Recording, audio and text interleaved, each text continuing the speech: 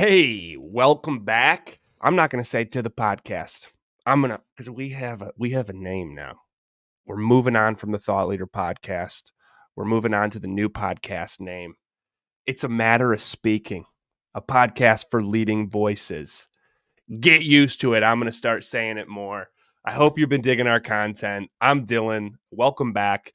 In this podcast, it's a matter of speaking, a podcast for leading voices. We interview leading voices in the industry of health, wealth, and relationships uh, in hopes of to reaching aspiring voices in the future industry, watering the millennial forest, that next generation or our current generation, people that have a message in their heart, a mastery in their mind, they want to share it, but they might be stuck. Our hopes are interviewing these guests to understand their stories, their lessons to teach us, and why they decided to get uncomfortable might give you kick in the ass you might need to get your message or your mastery out to the world. Today, we speak in the realm of health, episode 22. We're going to speak with Boots Knighton. Boots Knighton, a resident of Victor, Idaho, has been an educator since the late 1990s. All facets of education: high school science, middle school mathematics, elementary reading, college level ecology. She's a ski instructor, backpacking, and experiential education she's done. Greatest teacher has been her heart, though, thanks to a surprise diagnosis in 2020 during the pandemic of heart defects. She's going to go into it. I don't know how to say them the right way, and I don't want to not do them justice. So watch the friggin' podcast. She is now thriving after her open heart surgery in January 15th, 2021, and is on a mission to raise awareness through her podcast, The Heart Chamber. The Heart Chamber. That heart surgery can be an incredible opportunity to begin again in life and live wide open. She talks to me about her open heart surgery, which made me sweat and feel very uncomfortable, but I wanted to know what it was, and you can know today as well. And we talk about how the importance of having a morning ritual and what she does every morning to step forward and be her authentic self. The first question went way deeper than it typically does. So I really liked her morning routine and how she describes it and cares for it and feels about it. I think morning routines and finding a time to slow down is difficult for all of us. So I love the way that she encapsulates it. It just makes it seem fucking cool. So excited for you to check that out. We talk about the power that a pivotal moment in your life can really have. She chose to, she really faced death before she went into this open heart surgery, so then she could be reborn when she woke up. She's like, she really saw her life then as a gift. We talk about her TEDx talk, practicing dying for a living. We talk about her podcast, The Heart Chamber, and everyone that she interviews and all of the research that she does to help someone pre and post mortem of going into a situation like open heart surgery or any surgery where you're kind of looking death in the face. She talks about going through her own dark night of the soul and what she learned from Speaker Mastermind and living your life truly knowing that you have an assignment for being here. And slowly trying to uncover what that is. I love how she talks about everything just happens at the right time. She doesn't have this impatience of getting her message out there. Super cool, super authentic lady. You're going to love her. And this podcast, it's brought to you by Speaker Mastermind. Over the last 8 years, Speaker Mastermind has made it a mission to help its coaching and consulting clients get their authentic message out to the world in hopes of reaching their own desired audience through the power of speaking. With over 650 clients landing a TEDx talk, Boots, hundreds more speaking on virtual and physical stages around the world, Boots, Speaker Mastermind has perfected the art of delivering a top-tier message. They also offer programs to build and scale your own high-ticket program and authentically market, sell it to your target audience to build a sustainably scaled business. If you have a message in your heart, if you have a mastery in your mind, if you need help with the skills of getting it out there and refining it the right way, there's links in the description below. You can watch a free webinar with the founder, Taylor Conroy. You can speak with someone on the team for free for a breakthrough call. And if you don't want to, who gives a shit? Watch the podcast and learn about some of the clients that Speaker Mastermind helps. And if you like this, do like show us that by clicking that like thumbs up. Looks like this thumbs up button below me. Click it. Comment if you're watching on YouTube. Rate it if you're listening on Spotify. Help us if you really like this. Tell people about it. Tell us what you don't like about it. Whatever. Enjoy today's episode. What's up, everybody? Welcome back to the podcast, episode 22. What? We're still doing this. I'm your host, Dylan. And today we're speaking in the arena of health with Miss Boots Knighton. We're going to be speaking about open heart surgery, the journey before it, the journey during it, the journey after it, and then everything you're doing with your podcast, The Heart Chamber. Boots, welcome to the podcast. Thank you so much, Dylan, for having me today. It's really an honor. Oh, thanks for being had. We were talking right before we hit record that we're just going to have a shit ton of fun today. We're allowed to swear. We got the green light on swearing. We're going to start with the new question that I'm asking people, Boots. The longest time is what does it mean to be a thought leader? And I started getting these answers that were past thought. It was like having a thought, but then acting on it and like speaking it. You have a podcast with the Heart Chamber where you not only have an idea, but you want to be a voice in the industry. So I'm calling it a leading voice. So for you, what does it mean to be a leading voice in the industry of health, specifically heart surgery? Well, it comes with a enormous sense of responsibility. I really check my intentions on a daily basis to make sure that I am checking my ego and making sure this is not only for the highest good of others, but also for of myself. I see people out there who want to be influencers, speak on a stage, and you can tell when they are not connected with their soul's purpose and their integrity. And I have spent a lot of time in the last year checking my integrity and checking my intentions to make sure that I am always acting for the highest good of all.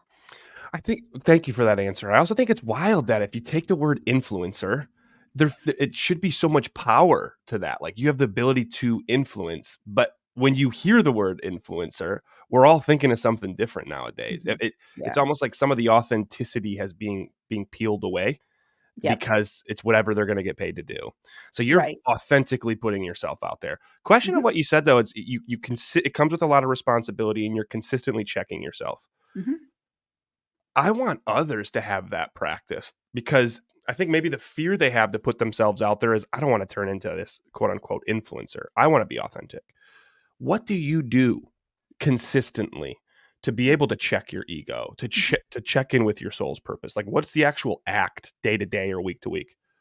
I have an incredible practice in the morning. It is such an incredibly simple, intentional practice, which is I get up in the morning, I make myself a cup of coffee, I feed my dogs, I pet my cats, and then we all go potty. And then I sit down and I listen to a meditation to quiet just, whatever thoughts I have coming from my dreams. And then I put my hands on my heart and I go through a series of quiet introspection where I say good morning to my soul. Then I say good morning to my higher self. Then I say good morning to my guides. And lastly, I say good morning to my core self. So what's interesting is I've done a lot of work with my therapist on internal family systems. And if the audience isn't familiar, it's an incredible practice of, we bring along with us all parts of self every day. So we've got our like little child, then we have like our middle schooler. For me, I have a 17-year-old who needs a lot of reassurance. And then I have my college self and then like my early 20s, and I bring everybody along every day. and I check in on them. Like, it's just as all these parts of self that keep informing us throughout our day of who we are. And so I make sure that I am fully allowing them a seat at the table every morning. And so after I've checked in with everyone, I ask who needs to come through and tell me what they need or what they need me to know. And I start writing just free form without giving any thought. And I write down, who and what's interesting is, like, I say, "Okay, soul, do you need to say something?" And I'll get either an opening or a closing in my throat. Mhm. And it's the same for all these, like, parts of self. And usually everyone has something to say, and it's hilarious. Sometimes they start yelling at me before I even get to core self. It's hysterical. They're like, I, like my guides will be, no, no, no, no, no, we got to say something. Mhm. And I'll just start writing. And it is unbelievable Wow. what comes on to the page. Just And every day they just tell me what I need to know. And it usually starts off with, "You are so loved." hmm. Just be able to what I was gonna say is just being able to get that out, you know? Is that similar to, like, a parts therapy?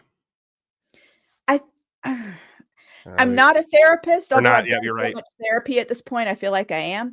Um, but We'll I probably. we'll put that on the bottom. Neither of us are therapists. I shouldn't have asked that. But just to take the time to get that out is Mhm. amazing. Now, the question that's coming forward would is for someone that's starting this. How long have you been doing this practice? Oh, 2 years at least. How long does it typically take? If I With the meditation and checking in, not including the coffee and the going Yeah, potty yeah, with yeah. the animals, about 30 minutes. Okay. 'Cause it doesn't seem like it's not a long time, but it's to Mm-mm. be intentional with it. What would be your advice? Because you know the hardest part of doing something like this. Someone's gonna hear it and be like, "That sounds fucking awesome." And then they don't do it tomorrow, Mhm, right? And then they mhm, don't do it mhm, Saturday or, mhm. what's your advice on the early days of doing this? Like, to ingrain it? Um, just always sit in the same chair Ooh. with sparkly pens, make it fun. That's Mm, what I do. I have, like, glitter pens, and I choose the color that, like, I'm resonating with that morning, and it is the greatest act of showing up for myself I think I've ever done for myself. mm. I Besides also going to the gym and, like, I quit drinking 13 and a half years ago. Like, Congratulations. Thank you. There's, like, it's I watch how we are all getting through our days, and there's just all these opportunities to abandon the soul, to abandon ourselves through, numbing, watching TV, just stuffing our faces with unhealthy food, with over exercising, and I can't think of a greater way to practice self-love than to check in with what the soul, what the higher self, what you might have angels, guides, ancestors.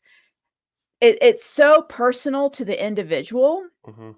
but what I have noticed with the other people that I know that do this practice is I the amount of love that you can what's the how do I the amount of love you can experience within your own self becomes so evident on the page. And I've gotten to the place where I can't give love away fast enough. It has brought me to this equilibrium, to this greater knowing that everything is always happening for me, Mhm. not to me, and right on time.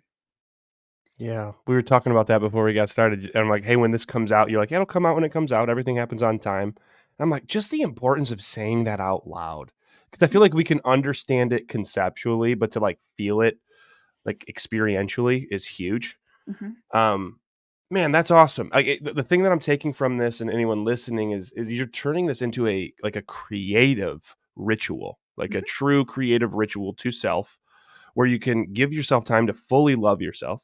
30 minutes, right? And it allows you to come out as authentically you, right? You're not putting yourself out there to be somebody that you're not, because you're No. spending time to build that foundation early in the morning. Damn, man, thank you. That Well, was what it also does is it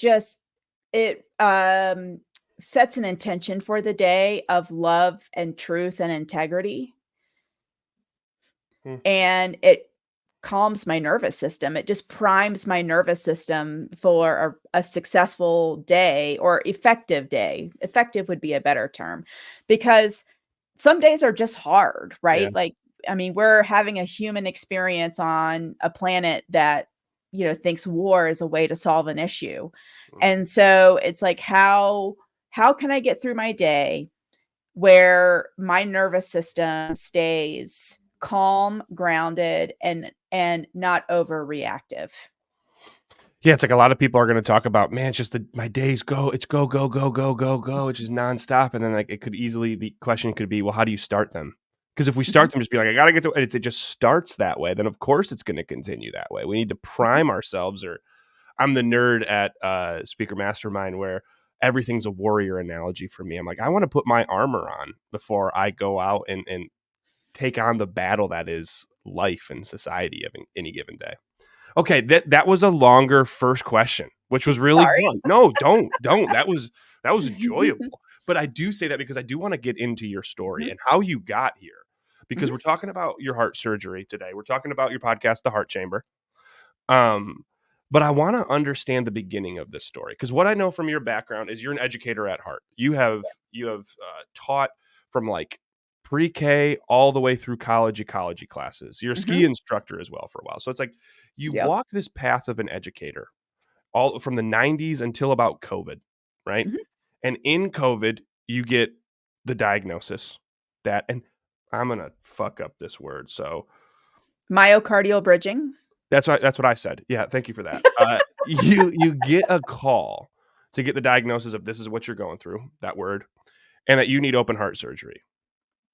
Can you take us through just that, what the moments leading up to it were like, and then the moment of receiving that news? If you Well, don't mind. so I didn't even get the call from the surgeon. I read the CT report, saw the wording, and then he didn't Oh, bother to call me. He had oh. his physician assistant call me, and they're like, yeah, sure, you have myocardial bridging. You also have a bicuspid aortic valve. Oh, and your coronary arteries are all hypoplastic, meaning they're all severely undersized.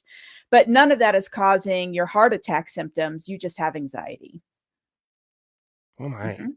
So, in the beginning, when you first hear that, is the thoughts then, "Oh, I just need to decrease my anxiety," or do you know right away that this is gonna lead to open heart surgery? Oh, I knew that was bullshit, and I'll tell Yeah. you why, because I had battled anxiety in my 20s and was at the time and still am in therapy, and I have successfully completely treated anxiety. Even back then in 2020, I was doing great, and I know what anxiety symptoms are.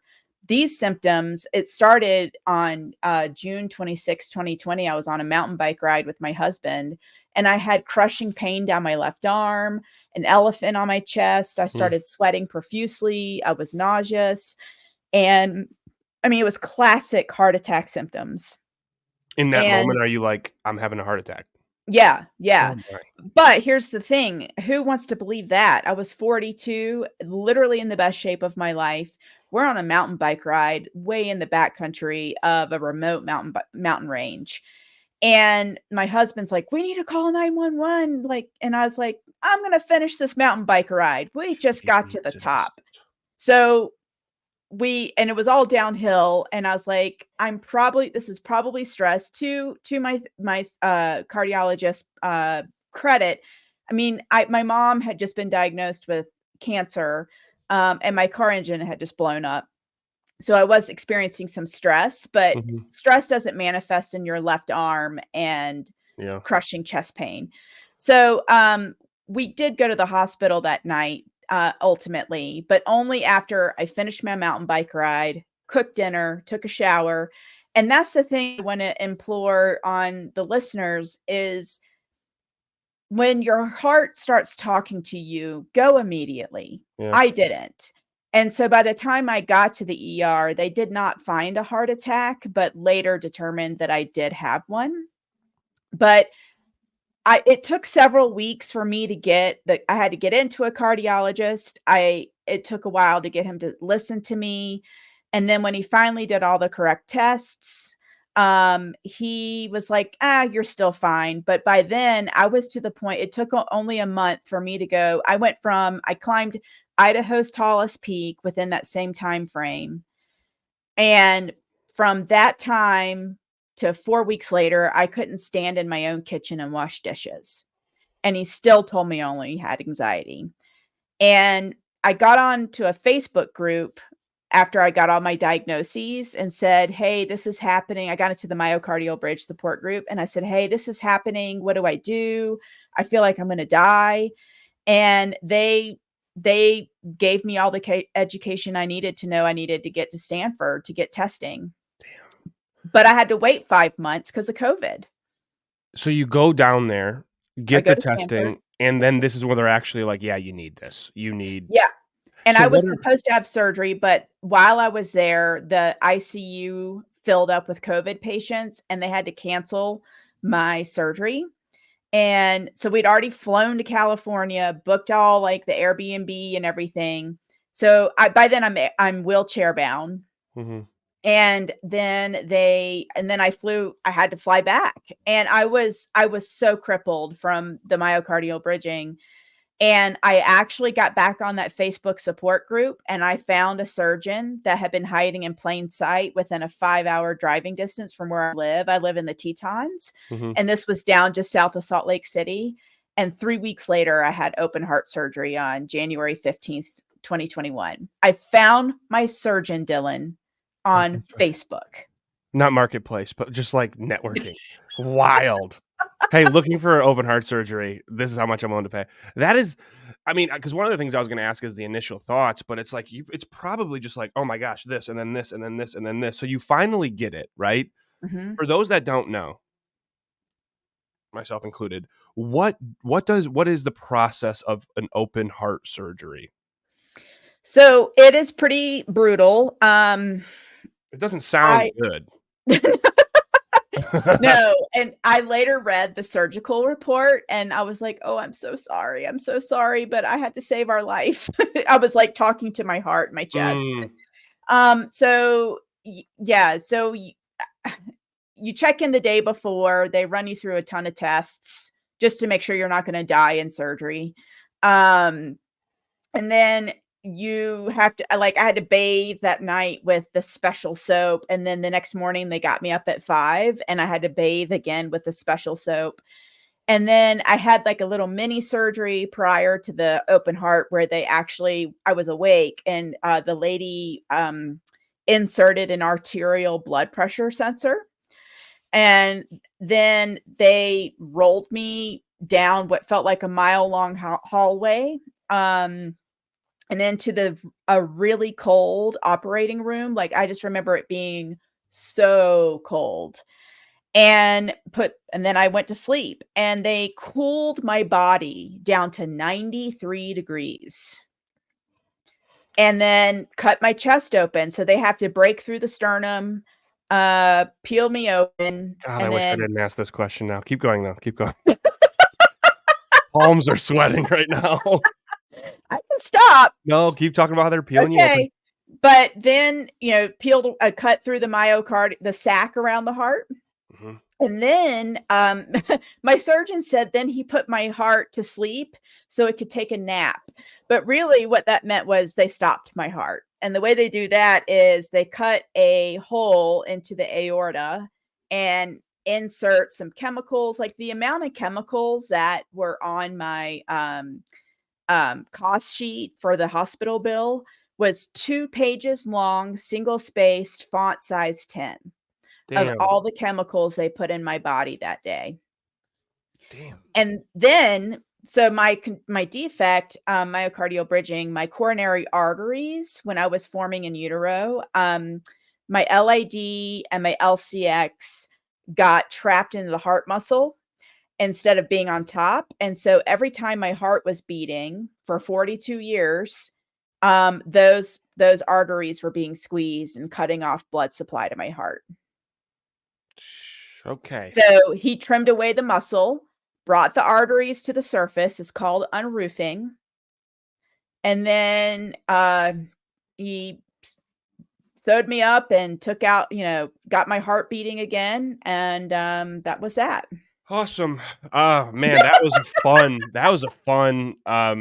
a fun 2 minutes. If anyone's listening, on Spotify, I am working through this right now. If you're watching on YouTube, congratulations. Yeah. Holy Imagine what shit. I had to work through, because that God. was a lot. Well, and that is one of the questions that I have, because you do talk about, and I wanna get into, like, now the message of everything, 'cause it is kind of like that you can either choose to survive this or you can choose to, like, truly thrive, and those Mhm, words rhyme, which is cool, survive and thrive. mhm, You like, I'm curious, what was you come out of it, mhm. right? What was the biggest takeaway in the moment, and what was the new perspective shift you decided to have after this? Because a lot of people could be like me and be like, "Holy shit, okay, we're done with, like, let's just get," like, it seemed like you really used this as a pivotal moment in your life. Yep. Well, I didn't know if I was gonna wake back up. Mhm. And so when I did, I was like, "Oh my gosh, I get to do this again?" Hmm. I was so happy to wake back up even though I was still intubated. That was terrible. But I mean, I it was amazing, and within 24 hours, I was walking, less than 24 hours, and I for the first time ever, I felt like I knew what it was like to have a fully oxygenated heart, and I walked from the ICU to the step down unit on my own. In my mind, I was so fast, but my husband took video and I was not fast. But in my mind, I was so fast. I'm fucking good at this. And I just knew, I was like, man, this is amazing. I can't wait to live my life fully oxygenated. Mm, mhm. So I I actually did my TEDx talk on the 5 minutes before my open heart surgery, and it's titled Practicing Dying for Living. And the 5 minutes before the open heart surgery, I really checked in with my regrets. I was just sitting right outside the OR waiting for them, and I just signed this piece of paper acknowledging I could die. And I was Dang. like, "Well, am I okay with that?" And I was like, "Mostly." And I only had 2 regrets, and they're really not that big of a deal, and now I'm acting on them. I mean, I just realized, Dylan, that everything that I thought was important wasn't, and the things I was not thinking about was money, followers, Mm. all the running errands, all these things that take up really important real estate in our souls, it all fell away. Coming back to now thinking of influencers that might be thinking of, "Well, how many followers can I get? How many likes on this post?" It's like, that's for you, it's showing up completely authentic and knowing what's important. Mhm. Do you feel it's possible for someone to be able to practice this without having to have a pivotal moment like open heart surgery in their life? In my talk, I tried my best to impart that on others, Hmm. but I know for me, the way I learn, the way I grow, I'm an experiential learner. Mhm. Um, so I think so I people will say, "I'm so sorry you had to have surgery," and I'm like, "Please don't be sorry. It's actually one of the greatest things that's ever happened to me." Was it fun? No. Not even a little bit. It was Mhm. like not even 1% fun. Mhm. But what came of it has been everything. Because I and it's now been 3 years, and it took me till about year 2 to really start appreciating it. For the whole first year, I was just really traumatized, and Yeah. my mom died, and then I needed 2 more surgeries because I had complications just from the sternotomy part. That's where the sternotomy is just the word describing the actual cut to the chest. So I ended up having 3 surgeries in 2021, and my mom died. Hmm. So I was not in reflection mode in 2021. But only like since 2022 until present day, I'm getting more clear with every passing day on um how it's just perspective is everything. And for so like to answer your question, okay, so you don't have to go through heart surgery, but just think about, is this really whatever you're looking at, like, is this really that important? Is this helping? Is this for the highest good of humanity? Is this for the highest good of your soul?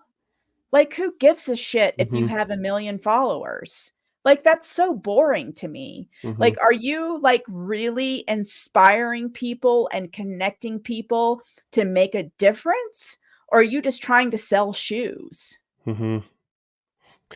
It's and as someone that hasn't went through a big moment like that in my life, I try to be very intentional in my meditation practices of bringing death in. It's like, man, what if you just died right now? Like having that question just to ponder on in silence. It's probably not going to hit someone as quick as I'm getting ready to go into open heart surgery, so let me have this experiential moment. But it is a practice that you can slowly embed this belief, I believe, in your life. You Mhm, go into it, you come out of it with this passion, right? And mhm. it's led you to start a podcast, The Heart Chamber. Uh, so I'm curious, why start this podcast? What was the big what was the motivator to start a podcast on heart surgery? It was the podcast I needed Mhm. when I was facing open heart surgery. It didn't exist. It's from the patient's perspective. And I love my surgeon, but he like once he was done, like at the 6-week mark, he rechecked my sternum. Um, and then that was that, and he said, "Good luck, go live your best life." That's literally what he told me. He said, "Go live your best life." And he gave me no guidance on nutrition or working. I wasn't referred for cardiac rehab. Women in the United States are 40% more likely not to be referred for cardiac rehab than men. And there is just still so much growth opportunity in the medical industry to support patients to not just survive, but to thrive. And also, open heart surgery, even though I have the most wonderful community and a wonderful husband and a loving dad, and I still felt lonely. It is my soul was forever changed because I had a surgeon actually cut into my heart. It changed me on a soul level. Mm. And I would have benefited so greatly had I had someone coaching me through that from the start. So really And for so I wanted this podcast to be that for others. yeah, it sounds like it's a pre and post mortem therapy or journey for someone getting ready. And it sounds like women specifically, now men and women can take something from it, but really being there for women, it's leading up to it, not from like a doctor standpoint, but to understand what you're going through. And most importantly, post care.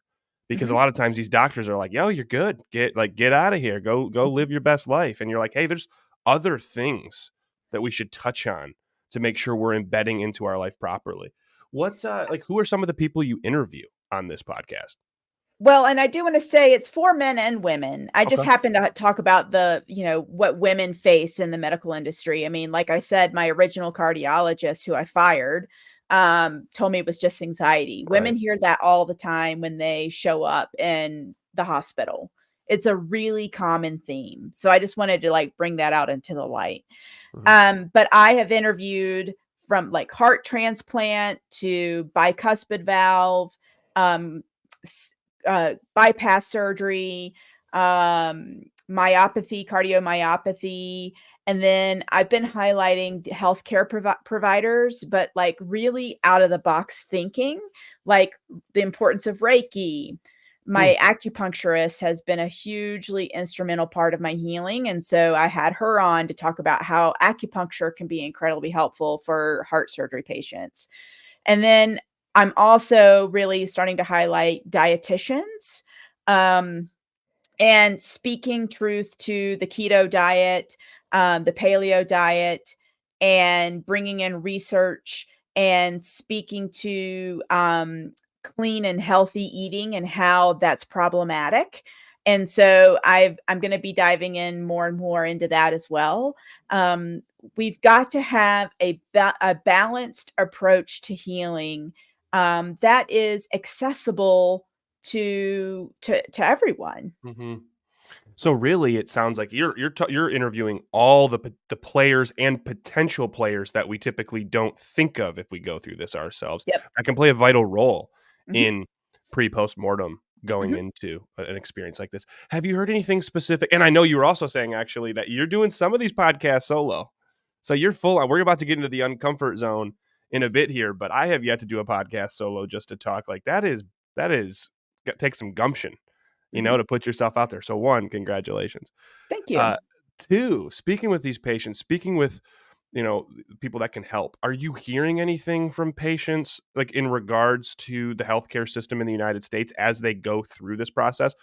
Just you're in Idaho, I'm in Michigan. We're both in the United States here. So anyone, Mhm. Yes, it is, so there's a lot of medical gaslighting, particularly with women, so that's part of it. men suck. Um, yeah, and then it's, and then also it's confusing. The insurance companies. I interviewed, my friend Tim Rogers, who he had an arrhythmia that was so severe, he needed open heart surgery to correct it. Mm, And he had to threaten his insurance company with a lawyer in order to get it covered. There is so much red tape and paperwork during a time when your life is literally on the line. It just shouldn't be this way. And I happen to live in a community that really values healthy food and access to healthcare, but by talking to people around the country, and I've had a few international guests as well, um, food is not a part of the conversation and how important it is for healing. The other thing that's not part of the conversation is inflammation, treating inflammation before, during, and after, and having a healthy gut. Like, they're only honing in on the heart and then saying, "Okay, good luck." But then there's all these other systems in the yeah. body that are so dramatically impacted. Like, I just started working with a cardiac dietitian yesterday who I actually interviewed back in January. Her name is Michelle, and she specifically focuses on cardiac diets. And what she means by that is, like, she treats the body from a food and holistic perspective, and not, she tries to get you away from using statins, blood pressure medications, supplements, and just using food to treat the heart. Because it can be easy, it sounds like we're only just seeing a symptom. We're like, "Okay, fix the heart, that's it," but we don't see some of the root challenges around it. So someone Well going said. through this experience, it's confusing, number 1, right? They're speaking a language I don't understand, Mhm. and it's like I'm not seeing all the resources I really have at my disposal. So having something like the Heart Chamber, a podcast to listen to if you're going through this on the way to work, on your way home throughout the day, makes it easier to kind of take in this knowledge so you can go to speak with your doctor. You can go to the hospital feeling a bit more educated, a bit more confident to be able to speak up for yourself. So you're not Mhm. dealing with the potential gaslighting or confusing information. Yep. And Mhm. then so then for you, you went a step further. You joined Speaker Mastermind to land a TEDx talk. What was the reason for you to want to join? Well, I wanted to speak truth to the medical industry. Mm, But here's the thing, I was coming from, it was a well-intentioned reason, but I was coming from, how I was saying, like, what does it mean to be, what was your original question was, what does it mean to be, a leading help me. voice. Yeah. Well, my intentions weren't completely in alignment with my soul when I first joined. Hmm. Um, while they were good, they weren't in alignment with me, right? And so, but I joined, and I started to work on my talk because I knew it'd be a great way to get like the word out about my podcast. And what proceeded to happen was I went through a true dark night of the soul. I was like, who am I to do this talk? Who am I to speak truth to the medical industry, right? Who am I to blah, blah, blah? And I had to go through like this deep soul excavation of believing that I deserved to take up space. Hmm. So I had just survived this open heart surgery, right? And the death of my mom and 2 surprise surgeries. I mean, it was like this dumpster fire. And all of a sudden, I sign up for this program and I'm like, "Wait a minute. Who am I to do this?" Mhm. And so, you know how going way back to the beginning of our conversation, like talking to all the parts of self, the internal family systems, like I had to go back and really work with my 17-year-old especially. Hmm. And I had to face some trauma like head on. And only when I acknowledged her, the 17-year-old, and what she had endured and allowed her to have a voice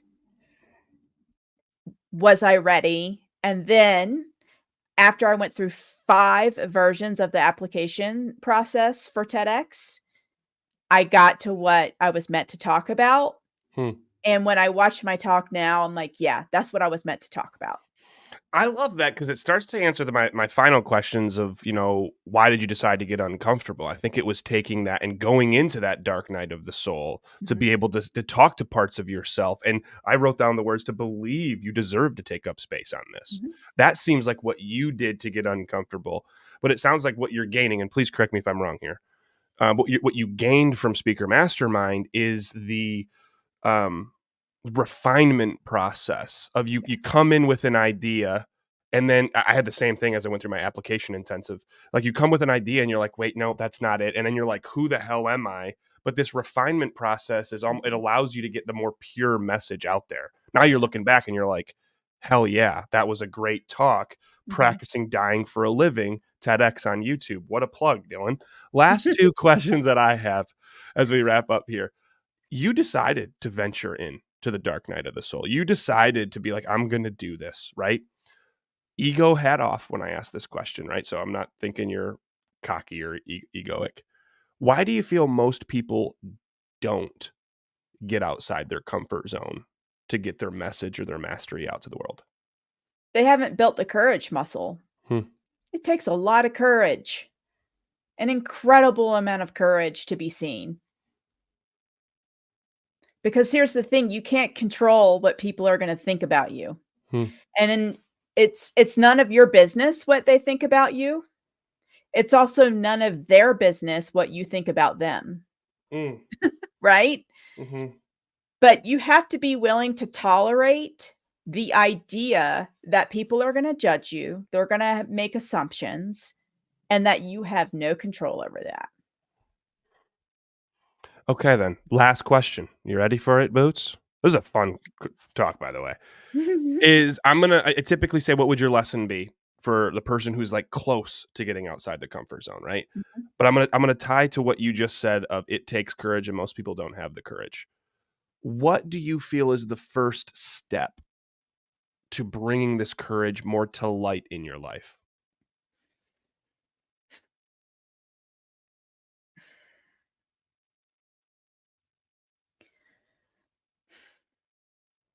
We all come here to do something. We all have an assignment. And the greatest act of love that any of us can do, not only for ourselves, but for humanity, is to spend some time checking in with yourself and really listening to what your soul is telling you it needs and wants Mm. and what it's meant to do in this incarnation. I think about all the people who are trapped in um belief systems, let's just call it that, belief systems that really keep them from harnessing their true power and their true true nature. And I think what a loss that is for the rest of us. Ooh, ooh. I really I'm excited for people to watch this talk, listen Oh, to this talk. thanks. Yeah, the last parts here are so huge. I'm like writing something down as you're saying, like, because it's so good. You're saying something else. I'm like, shit, I'm gonna go back and listen to it. Um, I'm gonna wrap up with what I'm hearing there, and I want to touch on the last thing that you said, but I'd like to wrap up the entire episode. Thank you, one. Thank you so much for being on here. Um, two, if you're listening, now I'm talking to you out there.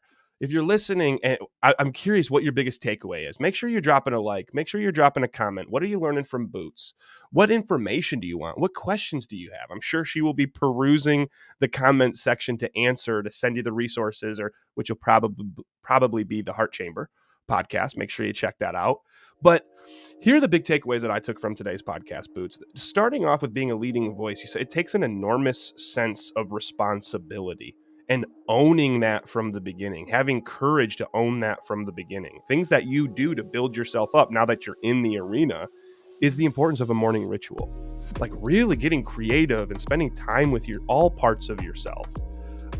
It sounds like from this talk, it's for anybody out there, the power that a pivotal moment in your life can have. Whether it's an open heart surgery, whether it's potential death in the family, whether it's something that you're dealing with at a deeper level of your being, it's like using that. You talk about it in your TEDx talk, practicing dying for a living. You talk about the open heart process or the heart surgery process in the Heart Chamber. Make sure you all check that out. We'll put a link in the description below. You talk about making sure your intentions for life are aligned with what your soul needs to get out there. And sometimes we have to go through the dark night of the soul to be able to find that. It takes time, right? Everything happens when it should, but you're intentional to take that time and believing you deserve to be able to take up space on something that you truly care about and spending time. If you don't know what that message or mastery is, the last thing is spending time, knowing deep down that you're here for an assignment and spending time to just slowly uncover what that might be. And then step by step working towards it so you can practice that courage muscle to then get your word out there. This was awesome. Thank you so much for what you stand for and the light that you're emitting. And for anyone else, we will see you next week on the podcast, which we're still renaming Boots, Boots, Boots. You're an incredible soul. You're an incredible soul. Thank you so much. Thank you.